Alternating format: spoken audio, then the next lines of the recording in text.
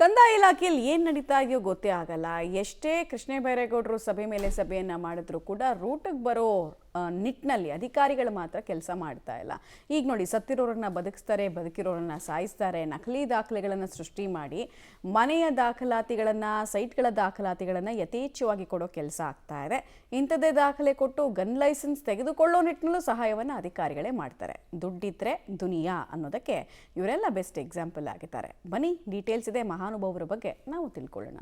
ಕಂದಾಯ ಇಲಾಖೆ ಅಧಿಕಾರಿಗಳ ಎಡವಟ್ಟು, ಇದು ಬದುಕಿರೋರನ್ನೇ ಸಾಯಿಸಿರೋ ಕಥೆ.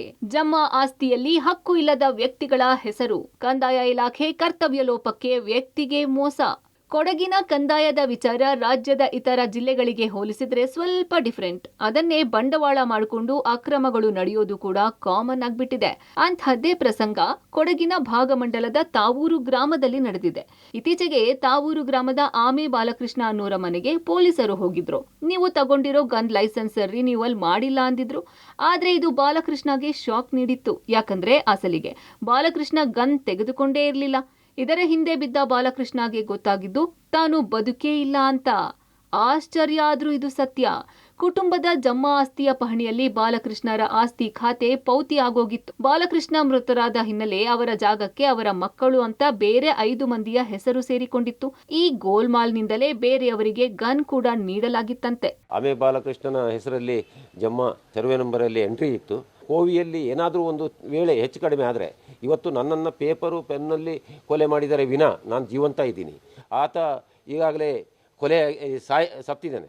ಅವನು ಈಗಾಗಲೇ ಸತ್ತು ಹೋಗಿದ್ದಾನೆ. ಅವನು ಕೋವಿ ತಗೊಂಡು ಈ ಮಕ್ಕಳು ಏನಾದರೂ ಅಲ್ಲಿ ಕೋವಿಯಲ್ಲಿ ಹೆಚ್ಚು ಕಡಿಮೆ ಆದರೆ ಅದು ನಾಳೆ ಇದೇ ಜೀವಂತ ಇರತಕ್ಕಂಥ ಬಾಲಕೃಷ್ಣನ ಜೀವಕ್ಕೆ ಮತ್ತೊಂದು ಕೊಲೆ ಇದು ಆಗುವಂಥ ಒಂದು ಇನ್ಸಿಡೆಂಟ್ ನಡೀತದೆ ಅಂತ ಹೇಳ್ತಕ್ಕಂಥದ್ದನ್ನು ಈ ಸಂದರ್ಭದಲ್ಲಿ ಹೇಳಲಿಕ್ಕೆ ಬಯಸ್ತಾ ಇದ್ದೀನಿ. ಅದು ಇಲಾಖೆ ವತಿಯಿಂದಲೇ ಅದೆಲ್ಲ ಒಳಗಡೆ ಸಮಥಿಂಗ್ ನಡೆದು ಈ ರೀತಿಯ ಬೋಗಸ್ ವ್ಯವಹಾರಗಳು ನಡೆದ್ರಿಂದ ಈ ರೀತಿ ಆಗಲಿಕ್ಕೆ ಕಾರಣ. ಕೊಡಗಿನ ಜಮ್ಮಾ ಆಸ್ತಿಯ ಪಹಣಿ ಅಂದ್ರೆ ಅದರಲ್ಲಿ 50ರಿಂದ 100 ಮಂದಿವರೆಗೆ ಹೆಸರು ಇರುತ್ತೆ. ಇಡೀ ಕುಟುಂಬಕ್ಕೆ ಆ ಜಮ್ಮಾ ಆಸ್ತಿ ದೊಡ್ಡ ಶಕ್ತಿ ಇದ್ದಂತೆ. ಕುಟುಂಬದವರೆಲ್ಲ ಅದರಲ್ಲಿ ಇರ್ತಾರೆ. ಅಂತಹ ದಾಖಲೆ ಒಳಗೆ ಅದೇ ಹೆಸರು ಹೊಂದಿರುವ ಬೇರೆ ಊರಿನವರು ಕಂದಾಯ ಇಲಾಖೆಯವರ ಕೈ ಬಿಸಿ ಮಾಡಿ ತಮ್ಮ ಹೆಸರು ಸೇರಿಸಿಕೊಂಡು ಜಮ್ಮಾದ ಲಾಭ ಪಡೆದಿರೋದಕ್ಕೆ ಆಮೆ ಬಾಲಕೃಷ್ಣ ಪ್ರಕರಣ ಉದಾಹರಣೆಯಾಗಿದೆ.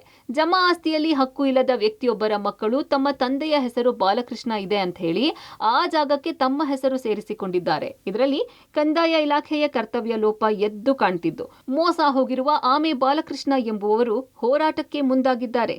ಮನೆ ಬಾಲಕೃಷ್ಣ ಅವರದು ಈ ಥರ ಆಗಿರೋದು ತುಂಬ ತಪ್ಪು. ಅದು ಅವ್ರ ಹೆಸರಿದ್ದು, ಅವರು ಜೀವಂತವಾಗಿದ್ದು ಅವರ ಹೆಸರಲ್ಲಿರುವ ಖಾತೆಯನ್ನು ಬೇರೆಯವರಿಗಾಗಿರೋದು. ಅದು ಮಂಡಲ ಪಂಚಾಯತಿಯವರು ಅಲ್ಲ, ರೆವಿನ್ಯೂ ಆಫೀಸವರು ಅಲ್ಲ, ಸಂಬಂಧಪಟ್ಟ ಗೌರ್ಮೆಂಟ್ ಅವರನ್ನು ಕ್ರಮ ತಗೊಂಡು ಅವರಿಗೆ ಸೂಕ್ತ ಪರಿಹಾರ ಮಾಡಿಕೊಡಬೇಕು ಅಂತ ನಾವು ನಮ್ಮ ತಾವೂರು ಗ್ರಾಮದ ಮೂಲಕ ಅದರ ಮೂಲಕ ಕೇಳ್ಕೊಳ್ತಿದ್ದೀನಿ. ದೊಡ್ಡವರು ಯಾರು ಮಾಡೋದು, ಸಣ್ಣ ಎಂಥದ್ದು ಬೆಂಚು ಮೆಂಟು ಕ್ಲರ್ಕು ಆ ಲೆವೆಲಿಂದ ಆಗಿರೋದು. ಯಾರೊಂದು ಹೆಸರು ಯಾರಿಗೋ ಸೇರಿಸಿ ಆಮೇಲೆ ಇದು ನೋಡಿ ನಮಗೆ ಗೊತ್ತಿಲ್ಲ, ನಮಗೆ ಗೊತ್ತಿಲ್ಲ ಅಂತಾರೆ. ಬಟ್ ಅದು ಗೊತ್ತಿಲ್ಲದೇ ಆಗುವಂತ ಕೆಲಸನೂ ಅಲ್ಲ. ಅದು ಒಟ್ನಲ್ಲಿ ಆಸ್ತಿ ನಮ್ಮ ಹೆಸರಿನಲ್ಲಿ ಇದ್ದ ಮಾತ್ರಕ್ಕೆ ಅದು ಈ ಕಾಲದಲ್ಲಿ ಸೇಫ್ ಅಲ್ಲ ಅನ್ನೋದಕ್ಕೆ ಈ ಪ್ರಕರಣ ಉದಾಹರಣೆಯಾಗಿದೆ.